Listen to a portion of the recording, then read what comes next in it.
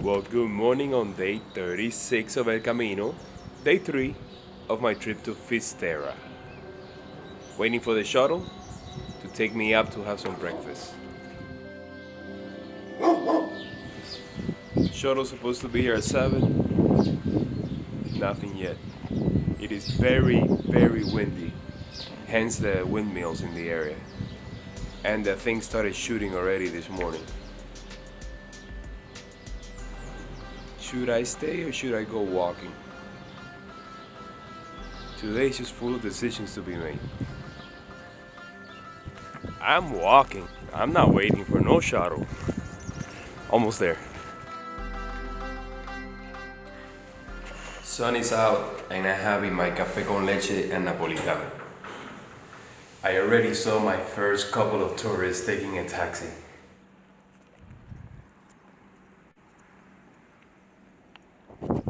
So 15 kilometers to the next town, to Seth. That's where the ATMs are. I never had to walk so much to get some money out of the bank. By the way, I'm only 29 kilometers away from Finesterra.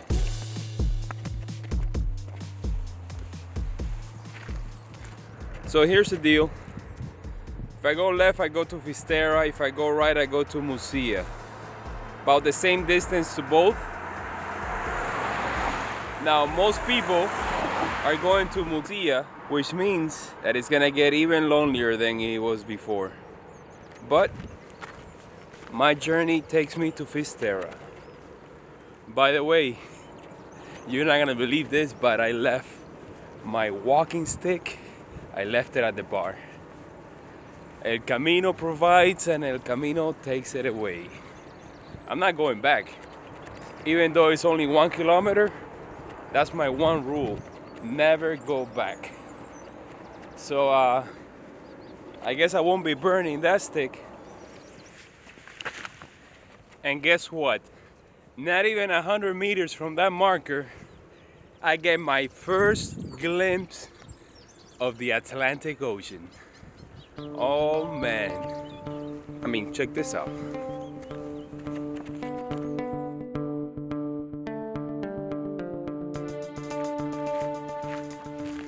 Today I'm trying to keep it short. I've done most of the walking already. Thinking about staying at Corcubion or Sardinheiro, but I'm only 26 kilometers away from here.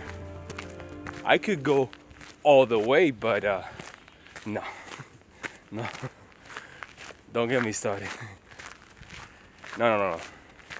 I still got a couple of days that I gotta stay in this area. Tomorrow's gonna be an easy walk, less than 9 Ks. Yeah. I left a pebble at the base of one of the most emblematic cruceros on El Camino, the Crucero of Marco de Coto, with its 3-step base with the figure of Christ's body on Mary's lap. Not far down the road is La Capilla de Nuestra Señora de Nieves. Seeing churches now is such a oddity compared to the Camino Frances that you gotta make a stop and take a look at it. I mean, look at all the offerings left behind by the pilgrims. They have a book where you can, leave your thoughts. The church is closed, but it's still taking donations. No thanks, I'm good. Saw a vendor on the side of the road. Everything was by donation.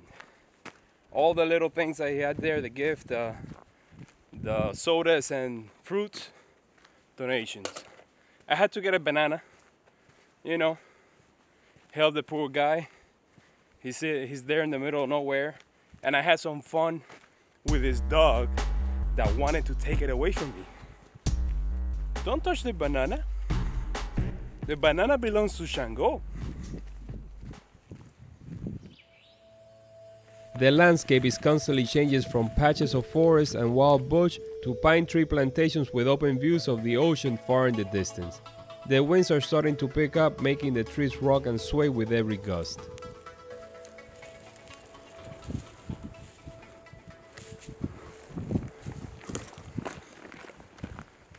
Today I'm going with a pine cone because there are plenty of those around. My next stop is La Fuente de San Pedro Martir, built in 2004. Alright guys, first water fountain of the day, right next to this church back here, which is closed, still taking donativos.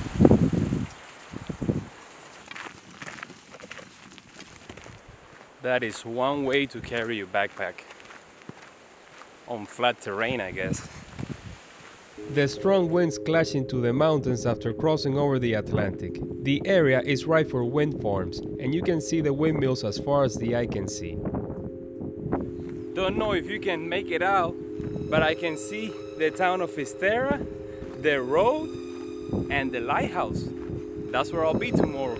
Upon reaching the Alto Cruzeiro de Armada with its breathtaking views, I know I'm done with the last uphill climb of the day. From here on out, it's all downhill until the fishing village of Sed, 20 minutes away. A little under 7 kilometers stands between Fisterra and I, and now I can't wait to reach the town to have a mid-morning snack, find an ATM, and get a whiff of the sweet ocean breeze.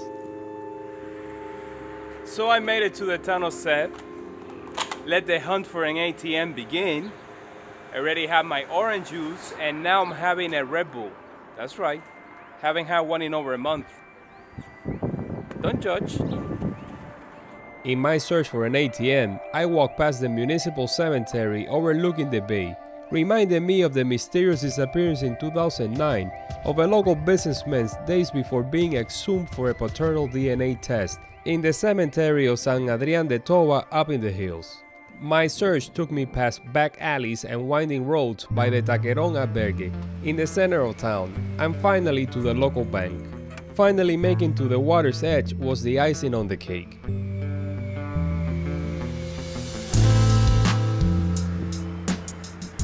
Made it to the Atlantic. Gonna get something to eat, some lunch perhaps, find an albergue. You know the drill.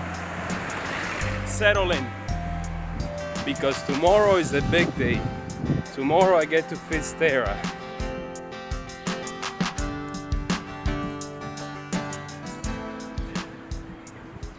So I just had lunch, 6 croquettes and a beer to celebrate reaching the Atlantic. Now I'm heading to find a place to stay. There's a hostel by the church, I was told. And then the albergue is about 1 kilometer outside of town. So found the hostel. Rooms are $40 a night. I mean, that's really cheap when it comes to a hotel, but as a pilgrim, that's way too expensive. So I'm just gonna go ahead and head for the municipal albergue. Oh well. I'll treat myself tomorrow to a regular hotel, just to celebrate. But today, I'm still in the pilgrim's budget.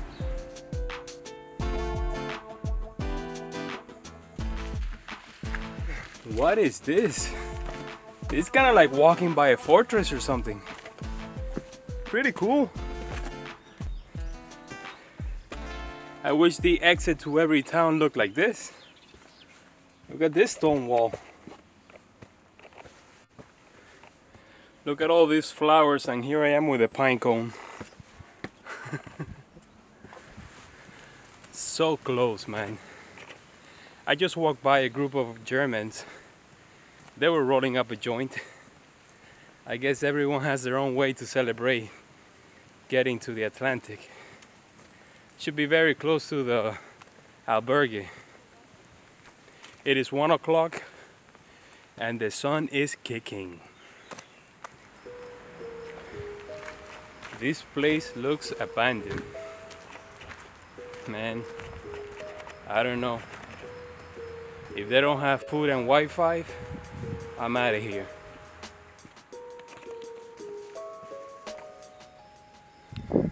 Okay, so they open at 4 o'clock. It's 1. Place doesn't look like it has a restaurant. So you know what? I'm gonna keep going. There's still another town before reaching Fisterra. So hopefully they have something there. If not, you know, it is what it is. I didn't want to get there, but circumstances arise. Here's your mama, little boy. Reunited at last. I follow the yellow arrows down the path to the next town, with the dwindling hopes of finding a place to stay. Okay, see what I mean? Some places call it Fisterra and another one Finesterra.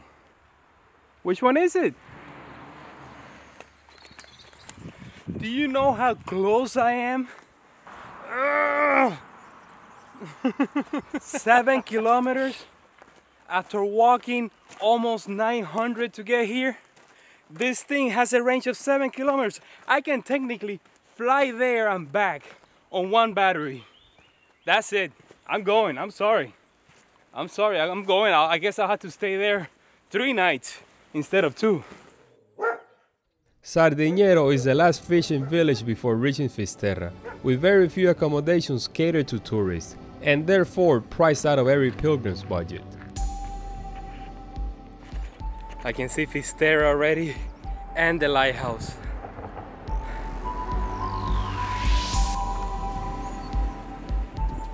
That beach looks so tempting right now.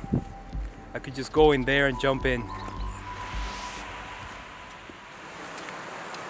I love the waves. Love the sound of the waves. This is so surreal. I just can't believe I'm here already. No thanks. I finally reached the village town of Fisterra a little over 3 in the afternoon. The heat is unbearable, but very little matters as a feeling of accomplishment engulfs me. It has taken me 36 days, 999 kilometers and over 1 million steps across an entire country to get here. I have reached the end of the world and it was worth every blister and every rainy day. Nothing left to do but to sit on the beach and reflect on the journey. Well, so I got to Finesterra, got to the municipal albergue, got my credential, came up here, took my shower, washed my clothes. They're actually drying right now. I got my bed over here, top bed. I went out to get something to eat, so I had the marisco soup with beer, flan, café con leche. My victory meal. Now, I'm gonna go out for a walk. While enjoying an afternoon stroll through town, I had an unexpected medical emergency that will make me crawl back to my bed at the municipal albergue. So get this, as I was taking pictures there by the rocks, I had a sugar dropped. I started sweating, I had to sit down, and all of a sudden I started getting dizzy. I saw the whole Camino flash before my eyes, and I'm not kidding you. I had to go back to the albergue and lay in bed. I was just sitting there, but I'm back. So I guess you know, the heat of the day, and I had a little bit too much sugar. Maybe that Red Bull. Yeah, I'm gonna blame it on the Red Bull. Or maybe it's just my body that's telling me this is the end. Well guys, I'm gonna call it a night. Tomorrow I head to the lighthouse, but today I need to rest. So see you guys.